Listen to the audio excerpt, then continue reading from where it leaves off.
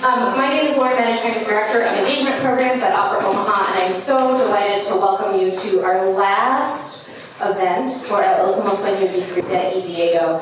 Tonight is our Opera in Conversation Artist Response. We do this after every opera and invite artists from the community to see the opera and then share with us their reflections, how this fits in with their artistic practice, as well as we want to hear your experiences of the performance. I know we have some performers with us here tonight, so you might get called on. Or not. We'll see. But also, just to know that this series is called Opera in Conversation because the idea is that it is a conversation. So we want to hear from you as well as the audience. And one of our wonderful folks who's part of our opera family, Dr. Diana Martinez, says as part of this Opera in Conversation, the point of this opera conversation, there we go, is not what was intended by the artist, but what you received as the audience. So your opinion is the thing that matters this evening. So we are going to try something a little different tonight. Tonight is our first poetry response opera in conversation. So we have three wonderful local poets who are here, have seen the opera, have written poems in response, and are also going to share some of their thoughts about the opera and the experience, and as well as invite you to participate in that conversation. So thank you all for being here. I'm going to introduce our poets now. Our first poet is Maritza Estrada, who is an Omaha poet. You all have bios in front of you, so I don't have to read them out loud to you. Isn't that exciting? Our next poet is Karla Hernandez Torrijos. And our moderator and another poet is Angélica Perez, and we are so excited to have these wonderful poets with us, and I'm going to invite you on up to start our program. Thank you all for being here.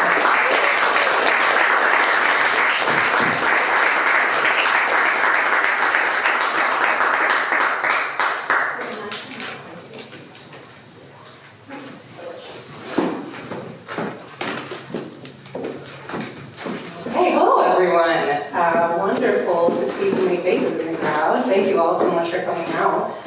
Like Lauren was saying, this is going to be fairly interactive. I have some questions for my friends over here, and we're going to perform some poetry for you. But we do also really want to hear from you about what you thought of the opera, what questions you have for us about how we experienced the opera. But I'm going to start out, and I wanted to ask Karla and Maritza a little bit about what drew you to this particular opera, this story. Start. I took a dear friend, Don, to the opera, and after the end of it, he kind of talked about how he didn't have any prior knowledge to these artists. And I was struck suddenly at the thought that someone had not grown up with Frida Lord their whole life. I remember as a very, very young child, probably 4 or 5 years old, being introduced to picture books about her, being told, this is a great painter, my family's Mexican, and being told this is a great pride for our country. And since then, I think I have fallen in with what a lot of people of Mexican American origin do, which is the kind of mythology surrounding Frida Kahlo. Not just who she was as a painter, but also who she was as a person. And the intersections that she exhibited throughout her life, be it disability, gender fluidity, sexuality. And so I've always kind of been enamored with the story of her, and getting to see this iteration in an opera was a beautiful experience, and I'm so happy that all of you got to share that as well.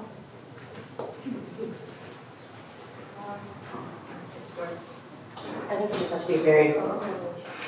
Maybe. Okay. Mine isn't. Oh, okay. So for me, I was really interested in just attending this opera and being open to receiving it, like the audience, the attendee, going to see this this opera performance, what's going to happen, and knowing parts of her life, her history. I was really struck and touched by her life when I visited her home, La Casa Azul in Mexico City. For those who haven't gone yet, it's a beautiful house. I think that's where I felt my connection with her. Like any individual with art, you get to enter someone's home and you get to see and feel the energy of that home, the bedroom, the kitchen, and and just learning more about her history with pain and love and the exploration of her body, her gender, the way that she viewed life, the way that she spoke about politics in her time period was very mesmerizing for me, and so I wanted to attend and just like y'all, the attendee, see what happened, and I hope everyone felt a reaction to it. I know I did, and so yeah. I will say from my part, you have both already said exactly my thoughts on so much of it. I think, like you said originally, Karla, it's really it's hard to be Mexican American or Mexican and not be super familiar with both Frida and Diego. Frida in particular, I think, is so ubiquitous to pop culture, such a powerful figure. Everybody, like universally, I feel like it's fair to say, people recognize Frida. And Diego as well, for his part, is an incredibly impactful artist and historical figure in Mexico. I think one of the other things that really excited me about this opera was that it is specifically like a magical realist telling of this story. It's not just it's not revisiting the story that we all already know, it's building on it, and it's using that lens of magical realism to say all of this magical parts of it, all of the goddesses and the magical things happening throughout this opera, that's very real, and that is the lens that Frida saw and how she portrayed her life in her art as well. It's just that those fantastical, otherworldly things are not really that otherworldly, they're just side by side with the deity. And so I thought that was a really exciting thing an approach to do with this opera. Were there any particular lines in the opera? I say that as if I don't already know, but I know there were particular lines of the opera, the libretto, that stood out to each of us. You want to say a little bit about that? So I was a little nerd when I went to the opera. Like I was carrying my red notebook. I was like, I had my Sharpie pen. I was taking notes. I was so excited because I felt like I was back in school. I think that's how I naturally like note taking. Like even in my work life, like I'm always just note taking. But some of the things that stood out for me was, the word agony, agonia. It sounds so lyrically beautiful and painful, agonia, and if you say it so many times, you can almost start feeling it and then getting in that space. They said que vengan los exilios, so let the exiles come. So that feeling of belonging and not belonging, whether that's like in relationships with partnership, whether that's like in art, what does it mean to belong? What does it mean to feel held and safe and all those things? So those are some of the lines. Suena la campana y la poema acaba.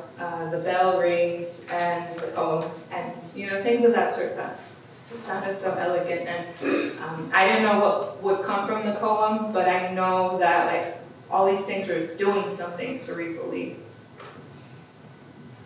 Absolutely. I think, that's loud.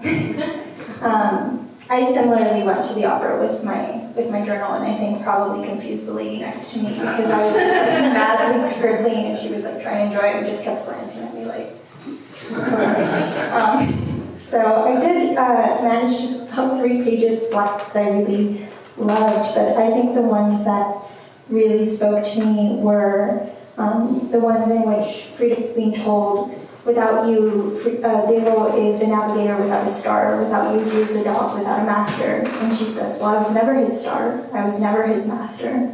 That just felt so poignant to this idea of different roles that women have been asked to embody in the men in their life.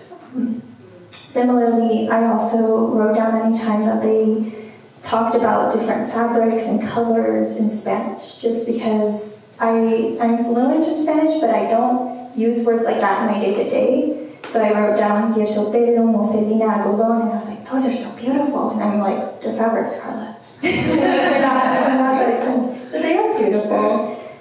So just so many that spoke to me. El mundo es menos mundo sin tus colores. The world is less of a world without your colors. And just thinking about the opera is in itself, the libretto of the opera is in itself an incredibly poetic form, and just trying not to, in thinking about the artistic process and the writing process for this, trying not to step on what is already so poetic and so beautiful, but rather taking inspiration from it and trying to expand it rather than minimize what it's already doing. So those lines specifically that you mentioned about I was never his star, I was never his paintbrush, I was never his, I was also very inspired by those, and by some of the ones that you mentioned, Maritza. I think though, one of the things that I love the most about the fact that this was in Spanish and that we were getting to hear and read in the libretto in real time what they're saying in Spanish, beautiful. That just felt really, really wonderful. But then specifically even in this operatic, really intellectual, poetic register, having the lines of like, oh, what is it? It's chingate tu madre or something like that. And there's like the swearing and the cussing that's in it and the humor that's imparted in so many of the lines that I feel like is really quintessentially like Mexican Spanish, and it has some of those idiomatic phrases and the swearing that does add to this feeling of, not taking death so seriously. And you might be talking to a goddess, but you might need to like cuss her out a little bit. And I thought that was just a really, really fun to see in opera. Some more cussing. I think opera needs more cussing. Were there any lines that did stand out to the rest of you from the opera? Anything in particular that struck a chord in you? You have something to say. Please correct me if I've watched so many movies, I don't know what it kind of all blends together. But when she was told the rules that she couldn't go near him, when she went back into the living, and she said, don't worry, I think something like that, he's a disaster. I had 2 disasters in my life, she said, my accident and meeting Diego. And I love that line. I thought that was really terrific. But she didn't heed it, and to me, that she actually embraced him again, I thought, God, will she ever learn? Yeah, that is a little bit about what I talk about in my poem, so we're on the same page. Well, my last question I think that I'll ask before we do get into some of the poems is maybe if you could give a little bit of background about the particular poem that you are reading and why you chose that theme, that subject. And I can start off if you would like. There is a poem by Frida that is called Mereces un amor, or You Deserve a Lover, and it is, I brought that as well, so I might read that just to give a little bit of background as well. But my poem was kind of a response to both Frida in this opera and her finding that beautiful, beautiful friendship with Leonardo / Greta Garbo, and responding to this idea that she was talking to herself in this poem saying, you deserve a lover who wants you at all of your stages, and then responding to that and saying, well, you deserve a friend who can support you in all of the pain of that love. So that was the friendship between Frida and Leonardo is really the thing, one of the many, many things that stood out to me. I know we all talked about how hard it was to just settle on like one poem or one thing. There's like a world of poetry that can come out of this opera, which is already a world of poetry. Absolutely. I have multiple poems, I think close to 3 or 4, if not more, that I wrote in preparation for tonight. And a lot of that came from this desire to try to look at different angles to come into the story, different points of view, different ways in, as it were. So for me, the writing process was really about how do I want to talk about this uncrossable distance. I think there's a line even in the libretto that says how to talk through the distance or how to talk past the distance. And so I didn't get to write it. I was telling these 2 earlier. I intended to write an epic poem in which Diego speaks primarily in Spanish and Frida responds in English as a significance for the language barrier of death. And I didn't get to write that poem, so I will have to write it and show it to you guys later. But the ones I did write primarily deal with that. I think distance and the difficulty of how do you say something to the ones that are gone, not knowing that they can hear you. I feel that on a very personal level. I just recently lost my father last month, and I think this opera to me was such a beautiful testament to the faith, not necessarily even in a in a religious context, but just the faith that you must have to try to pass messages and to try to write poems towards the dead as well as the living. It's beautiful. Beautiful too. For me, I think I'm still trying to make sense of what I wrote. I was really interested in like the sequence, like there's acts happening with the show. And so to get to where I was reaching in the poem, I needed sequence. So you might hear me saying like 1, 2. So think of like those pauses as like breaks or images or landscapes happening visually to get to the thing that I was saying. And the themes that really inspired me watching the play was just, seeing the dynamic, like y'all were mentioning with like death, but like what comes after that, what comes after great grief. What does it still look like when you're in it? What are the things that you wish you could say to those that are dead or like no longer in your life or whatever the situation is? I envisioned a speaker in the poem, navigating that, but the landscape of the desert, the landscape of the mountains is what I love writing a lot about. And then ultimately just kind of rising like a phoenix, getting out of that gulf of what a grief may look like and getting out of that, and to get through that you need to really feel that fire. So that was the intent.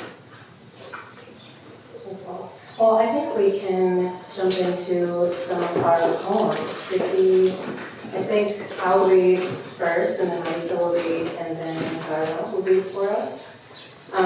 But again, and maybe some of you will feel similarly, but whether you are in like a happy, loving relationship or single as it gets, or wherever in between, I feel like I have the same feeling as like a really good breakup song where like you get to channel the fury of like, you broke my heart as bad as a streetcar did, So I feel like that was really fun to try and channel that feeling of like not really necessarily just a lover's spurn, but someone who loves very deeply and in spite of, and maybe even because that hurts, that's painful, and the need to have someone to help you shoulder some of that. So I do think I'm going to read this poem by Frida, just so that you have an idea of what I was kind of responding to. So this is Mereces un amor by Frida Kahlo. Mereces un amor que te quiera despeinada, incluso con las razones que te levantan deprisa y con todo y los demonios que no te dejan dormir. Mereces un amor que te haga sentir segura, que puede comerse al mundo si camina de tu mano, que sienta que tus abrazos van perfectas con su piel. Mereces un amor que quiera bailar contigo, que visite el paraíso cada vez que ve tus ojos y que no se aburra nunca de leer tus expresiones. Mereces un amor que te escuche cuando cantas, que te apoye en tus ridículos, que respeta que eres libre, que te acompañe en tu vuelo, que no le asuste caer. Mereces un amor que se lleva las mentiras, que te traiga la ilusión, el café y la poesía. So in English, that's you deserve a lover who wants you disheveled, and everything and all the reasons that wake you up in a haste and the demons that won't let you sleep. You deserve a lover who makes you feel safe, who can consume this world whole if he walks hand in hand with you. Someone who believes that his embraces are a perfect match with your skin. You deserve a lover who wants to dance with you, who goes to paradise every time he looks into your eyes and never gets tired of studying your expressions. You deserve a lover who listens when you sing, who supports you when you feel shame and respects your freedom, who flies with you and isn't afraid to fall. You deserve a lover who takes away the lies and brings you hope, coffee, and poetry.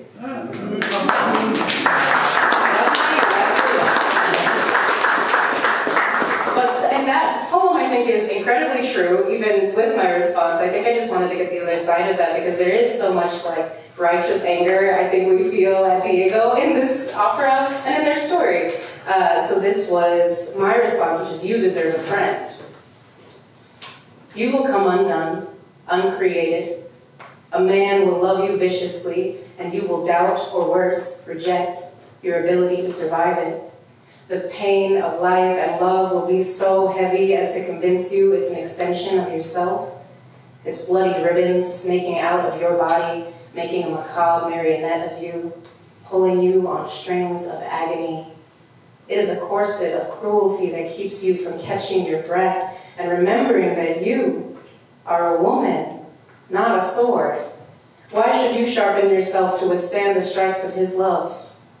Remember that you are a woman, not a star. Why should you have to shine so brilliantly for him to navigate the storm of his love? Remember that you are a woman, not a master. Why should you have to survive tooth and claw to tame the rabid dog of his love? Remember that you are a woman, not a trowel. Why should you empty yourself slowly to feed the constant hunger of his love? Remember that you are a woman, not a paintbrush. Why should you be clenched in a white-knuckled fist till you bleed color into the mural of his glove? Remember that you are a woman, not a confection. Why should your blood clot and cream, your sweet dreams, add sugar to his bitter love? Remember that you are a woman, not a dove. Why should you break your already fragile, hollow bones to lift the heavy burden of his love? I hope you remember that you are a woman and a freak. You deserve a friend who wants you freakish, with a broken body stitched back together into chimera, part deer, part hummingbird, part monkey. I hope you remember that you are a woman and a dancer. You deserve a friend who cheers your graceful spin and sway and tells the man who desires your joyful movement, let her dance without putting your hands on her. Let her dance without pressing the knife of your love into her. I hope that you remember that you are a woman and a song. You deserve a friend who will sing your name into the darkness so that you can open your eyes to the way you are framed in starlight. I hope you remember that you are a woman and a portal. You deserve a friend who holds your hand as you step into the mirror of yourself, a friend who lifts you to the magical, tangled heights of your art. I hope you remember that you are a woman and a bleeding heart. You deserve a friend who doesn't deny the pain of love, but assures you that somehow it is worth it. That the pain of love and the love of pain will bring you poetry and color again. I hope you remember that you are a woman and a work of art. You deserve a friend who dresses you in hand-woven joy, embroidered with life's exigent beauty, and convinces you to come alive again, to take form and create yourself once more.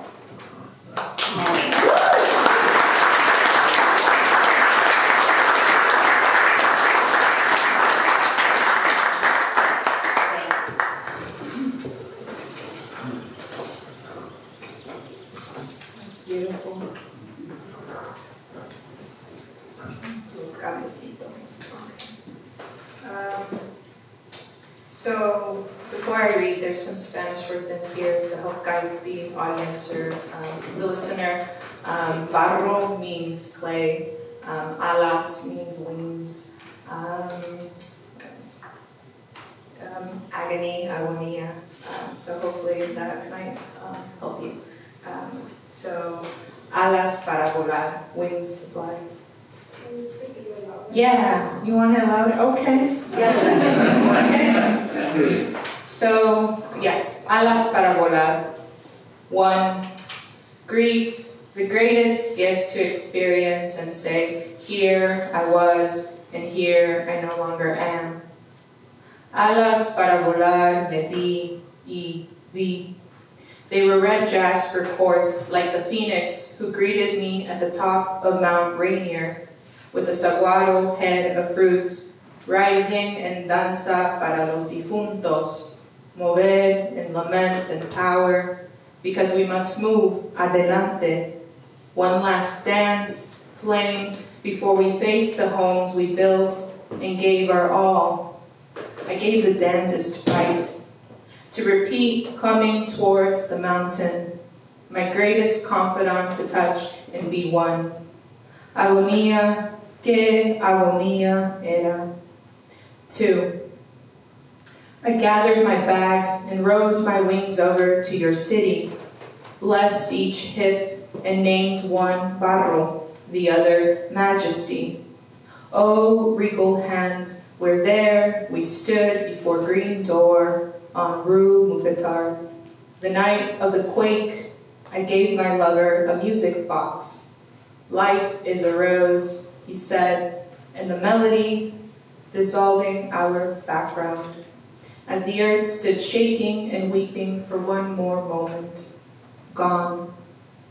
I put my hands, glide them down of what remains after great grief, and imperfect ways of hole and ache continue moving faster, and digging into soil, and grave and gravel, and grave and gravel. A field of cempasúchil bloomed. Rose life, a field of cempasúchil bloomed. I reached one last time for something. 3. I come towards the sun. I returned carrying memories that no longer belong to me, laid to rest. Ahora en paz. 1,000 bendiciones, a bundle of bougainvillea para los exilios. You will live in verde landscapes until the end of time. Como decir until we meet if there is another life. Time conquers still and the mountain remains. 4. I am here to bless the earth with these hands. Give me the clay and I will build you a landscape. And even though I'd forgotten how to write my own name, I gave myself wings para volar. Everywhere of going, the land blesses the great dance, and the mountain will echo, nunca estás sola. I cup my hands, raise them mighty all back to the sun. I blow the flame and become the phoenix. 5. The grandfather you had wished to meet had died. The grandmother who lived 50 years after his death sobbed when she heard a couple call each other by name, saying, "Que bonito to grow old with who you love, and at times it does not happen in this life." Oh, sweet Etel, my greatest mentor of exile, had died, and the whole world wept and wrote poetry. Even today, I think of Etel, who in my dreams says, "You're rising up, so you can only go up from where you are." And 6, you wanted to take the whole earth with you. You know the earth cannot return the favor. You became the flame to get closer to yourself. You gathered the ashes of your own remains, let seep through your fingers and offer to the earth. The earth accepted and said, "Touch me. I need flame as much as I need water." You give one last embrace and return to the mountain.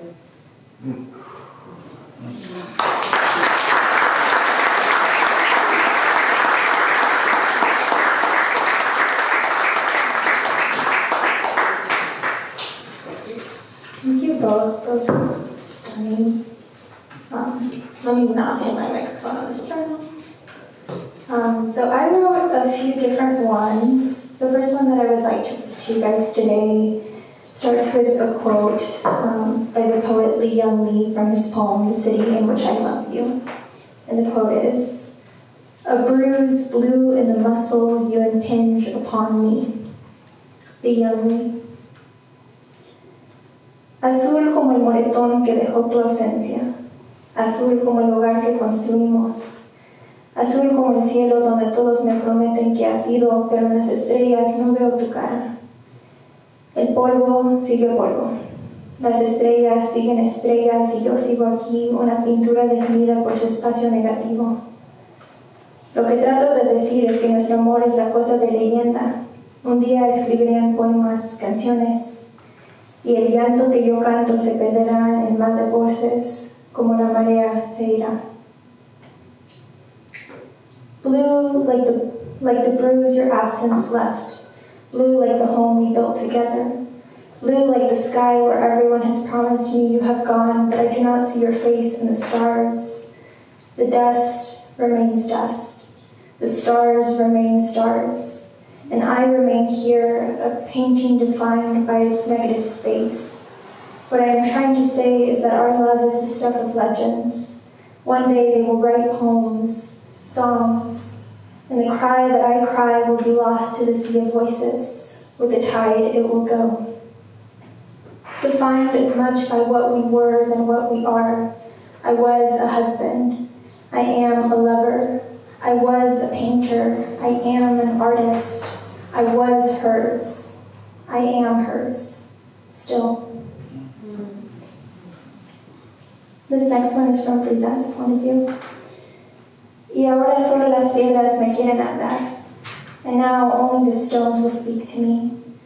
The veil is as thin as hospital gauze, thinner than canvas, and I want to leap through from this world to the one before. Time is different here. I am 10 and my father's daughter, watching his hands in the dark room, pulling pictures from the water's depth. And back to Diego. It has a line from the libreto which is, ¿Será que vienes por mí o es un sueño, Frida? Is it that you've come for me or is it simply a dream, Frida? I dreamt you in our home, in your studio, in my arms. I dreamt you laughing, wide-mouthed, gums showing, dancing, your limp gone, touching my face. I dreamt you alive, here. I dreamt you right here. These next two are from Frida's point of view. Antes había agonía, agonía, agonía. Before there was agony, agony, agony. Now pain is a word in a language I do not speak. Do I miss the world? Does the world miss me? Let me ask you. Do you mourn your baby teeth? Do you mourn imaginary friends? I was alive once. As you were a child, still we grew, our hands calloused against the grain of the world. Ask me again, do I miss the world? This constant hum of pain. I miss the call of the colors. Titanium white, cadmium orange, ultramarine blue, the ochres and maroons under my brush as I created new worlds, though none quite this one. And the last one is inspired by a line from the libretto, which is, I was never his star. Is this, I'm going to test it really well. It seems like it's working now. Yeah. Thank you. It's inspired by another line from the libretto, which is, I was never his star, I was never his master. I was never his star. What I was is a girl. Though some men confuse the two in the evening light, what I was is young and in love, which is to say I was like you once. I nearly fell into his eyes trying to catch my reflection. I nearly drowned in him. I was never his master, nor him mine. Though we were each other's keeper, my heart swung open like a fool's gold locket, and I placed a picture inside while the real Diego danced with other partners. In love, I was golden. Reverse Midas touch. He held me and I grew sinew and flesh.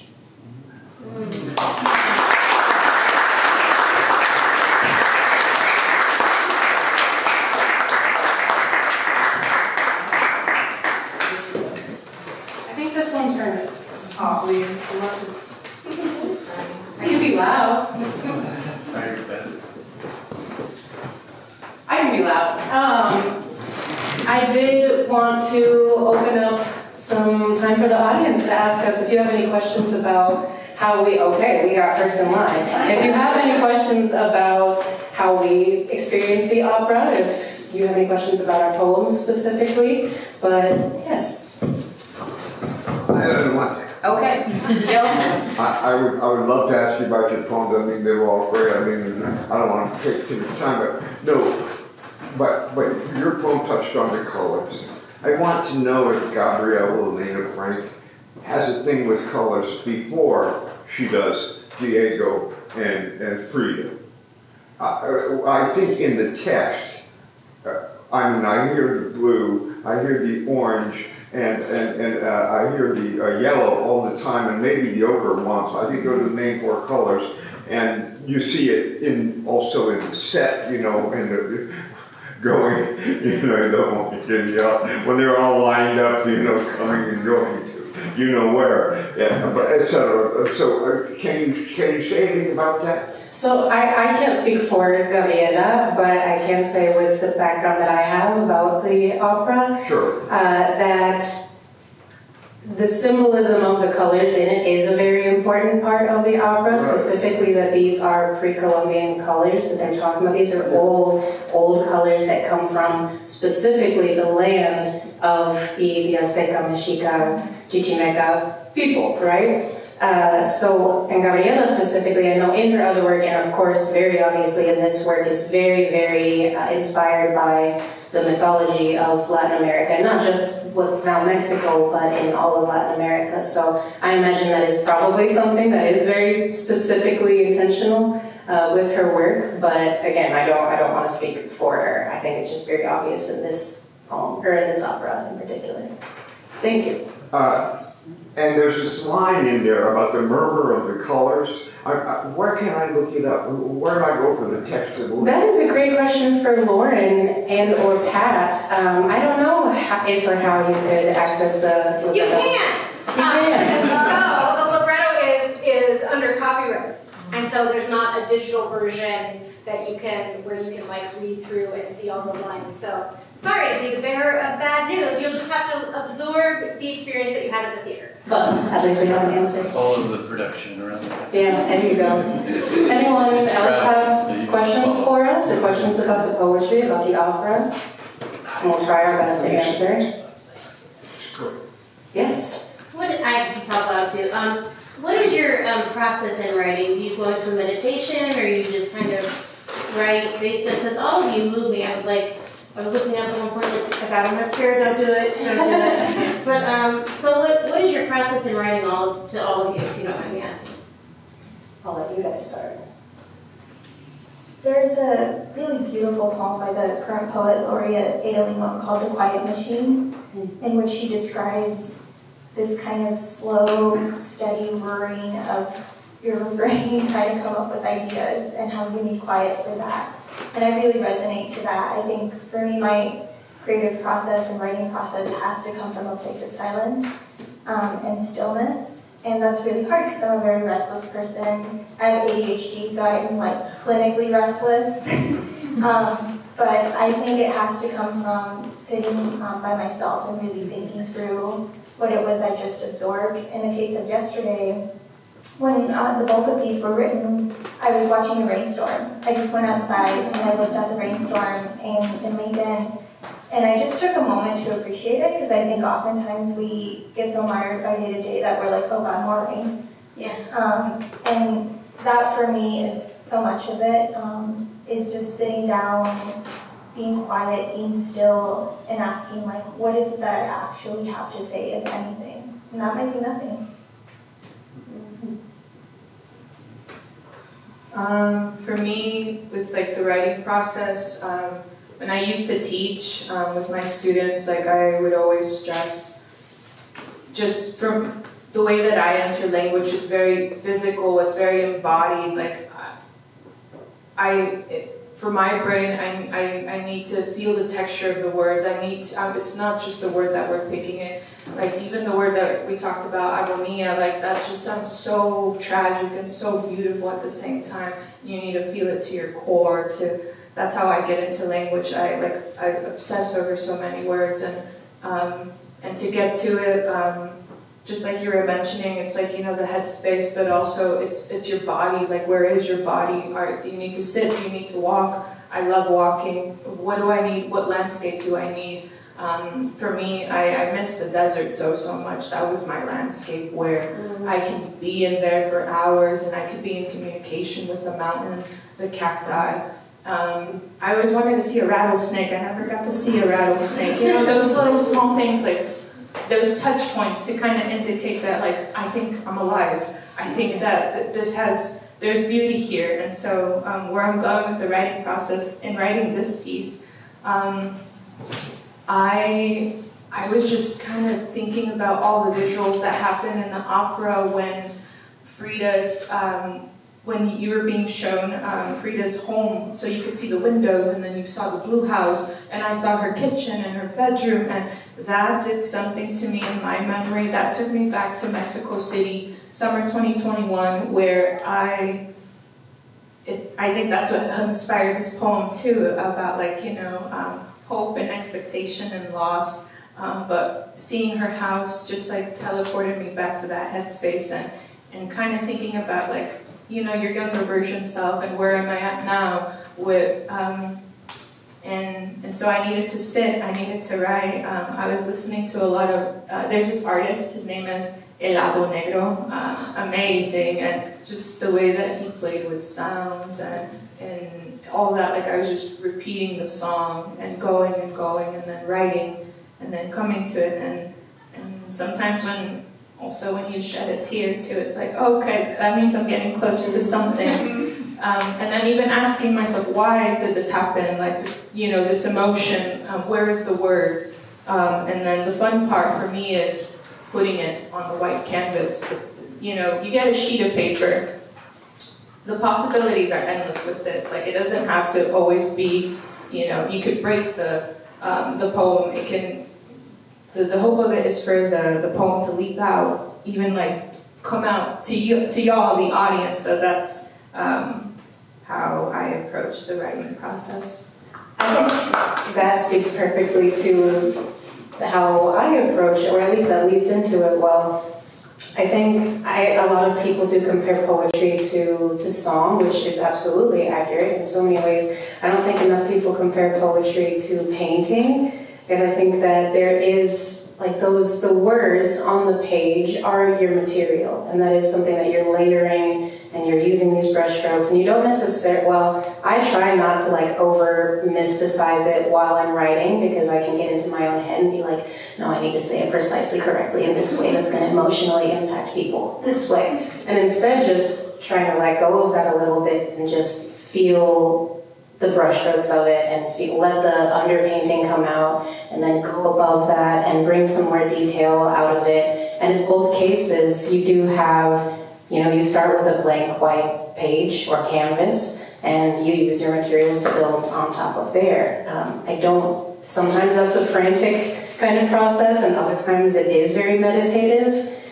For me, I'm nothing if not a creature of no habits, so it's inconsistent. It's very different emotionally from poem to poem, but generally that is how I kind of get into the space for it, is, I'm thinking of it like painting, which felt pretty fitting for this opera in particular. Thank you for your question. Yes? Can I ask you, what language do you start the process in? Is it your first language? How do you first deal with words? Yeah, we were just talking about this a little bit beforehand. I think it depends. Sometimes I start out and I'm specifically writing something that is Spanish already in my head, and then I might make, a translated version of it. A lot of the time it's the opposite, where I'm writing in English and then I might make a Spanish interpretation of it. Other times I'm just switching back and forth between it, which is really like thinking-wise and the way that I'm actually like operating in everyday life. You're composing both in English and in Spanish in your head? Mm-hmm, which is way harder when you're trying to rhyme. What about you two? I'm very excited about this question because I get to share with all of you that first poem is the first full-length Spanish poem I've ever written. I was mentioning to Angélica, I attended a workshop earlier this year titled Speaking in Non-English, Bilinguality in Poetry, which was after, I think Bad Bunny did a performance, the closed captions just said, speaking in non-English. Yeah. Because they didn't know what he was saying. They do that to him a lot, unfortunately. It's a shame, but that workshop was really eye-opening because it was this idea of, you do have both tools, you have both skill sets, so why are you limiting yourself to just English? And I think up until that point, I hadn't ever asked myself that question.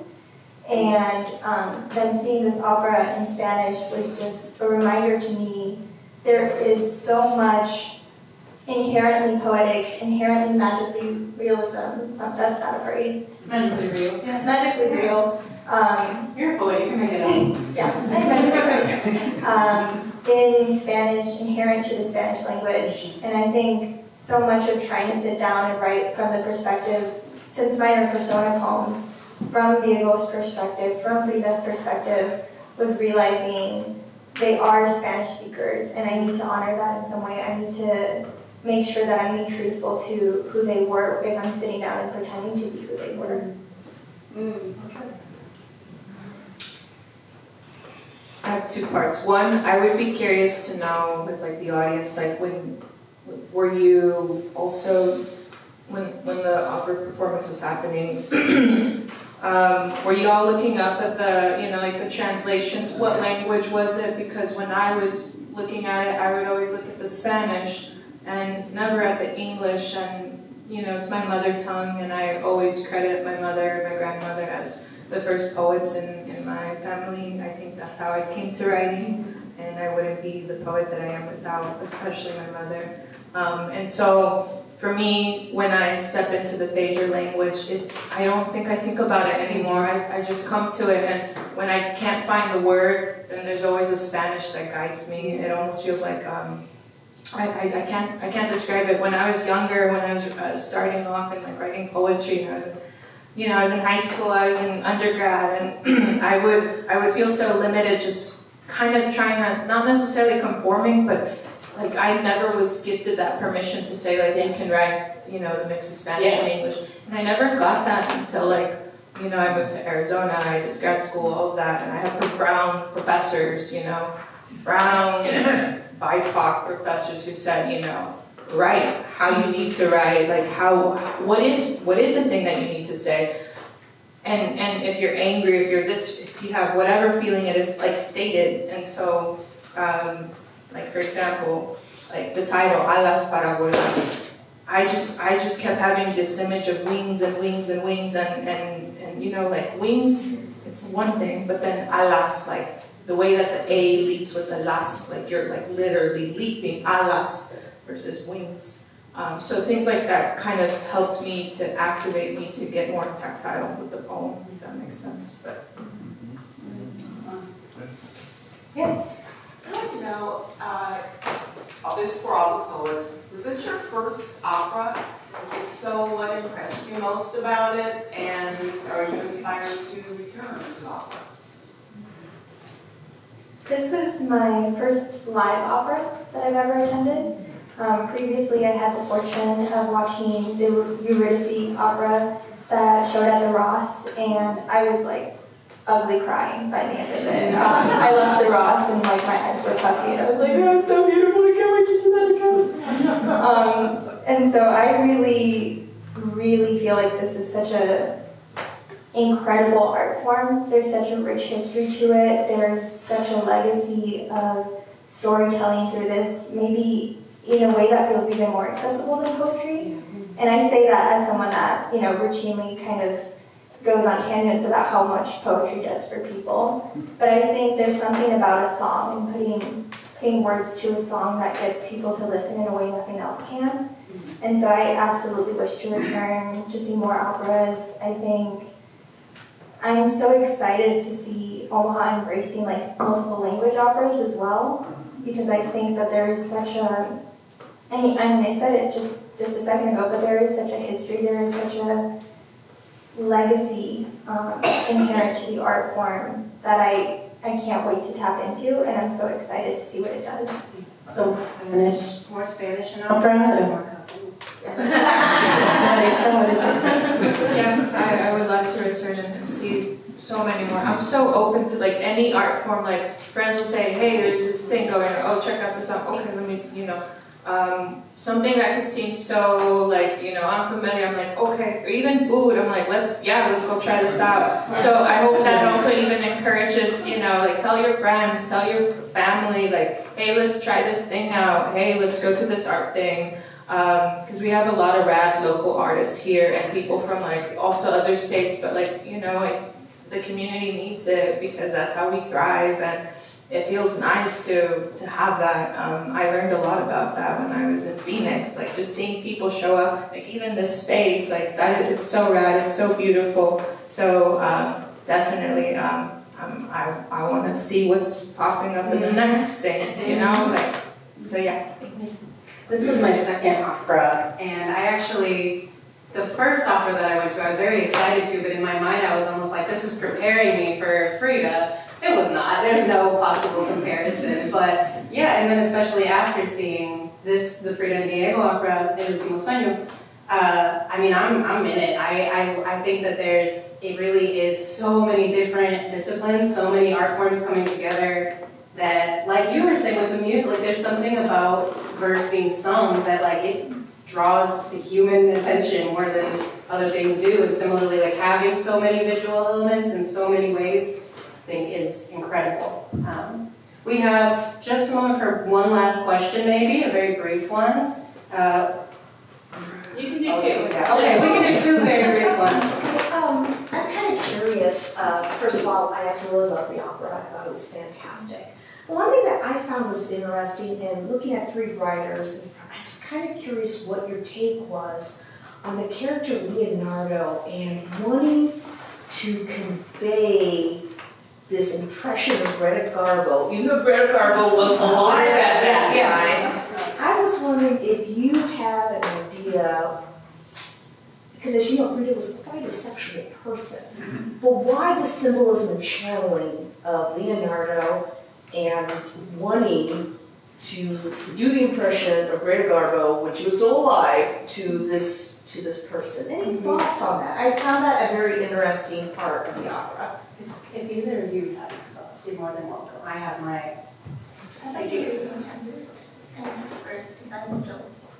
Well, I will say, I don't know. I think that I got a little peek behind the curtain to talk to the director, Lorena Massa, for example. And I remember as she was going through and telling us a little bit of background about some of these characters, I had wondered the same thing, like, what the heck?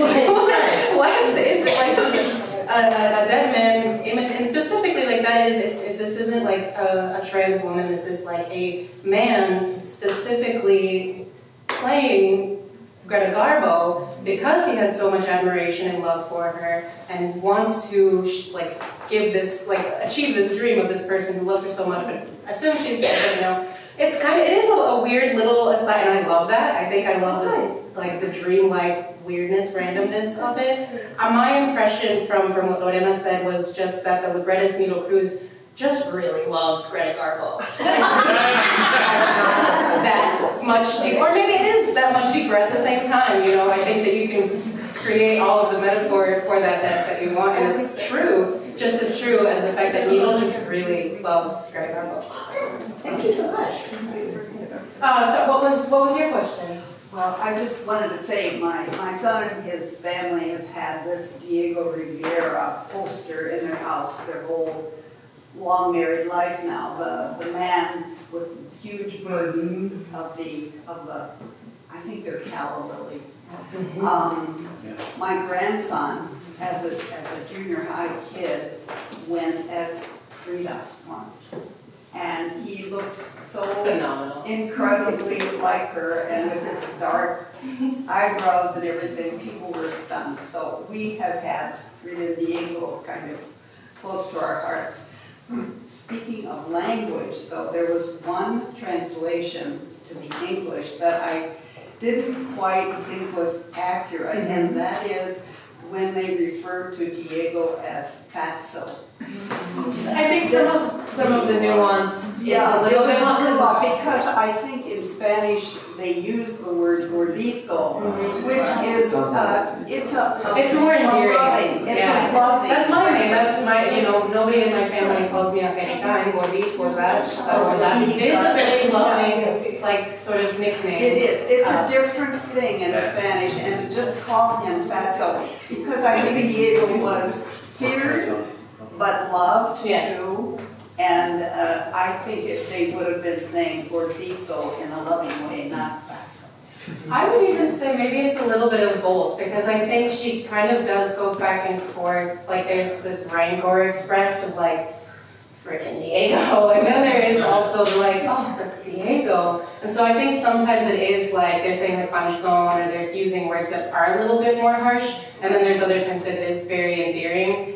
And it's hard with idiomatic language like that to get like a perfect one-to-one translation. So I was kind of jumping between the English and Spanish and wondering the same thing. And there's a couple moments where it's maybe not the most exact translation, but I think that they do a good job of still getting the sentiment across. Frog is easier to translate. I know, yeah. And there was, so there's a couple moments of those that I noticed as well. And I kind of like that. I felt like it just made me that much more eager for another bite. Do we have time for what we're at 7:01? So I think we will wrap. You can take one more. Okay, we can take one more question. Your time is ready. Well, one other question, I just wanted to comment on what this lady said. And Fatso didn't translate well at all, because in English it's a side word, that barrigón or gordo, it's no gordito, that was no gordito. It really meant to say that he was definitely fat and had a big stomach, but it was not an insult. Yeah, exactly. It was not an insult at all. It was the way that it was on. Were you meaning when he sang barrigón or gordito? Because there's a part where he sang barrigón, which is Ascani saying fatso. Right.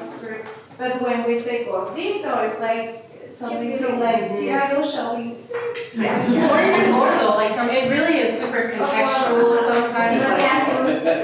Rocío, are you saying that there's both in the opera? Yes, those words are. There's both, there's and panzón and like, so there's so many different ways that they refer to it, which was always like a running joke theme of Frida y Diego, is that, they had a very striking physical dissimilarity, and that wasn't necessarily a good or bad thing. Like they appreciated that about each other, even as bigger differentials might come on. Thank you all again so much.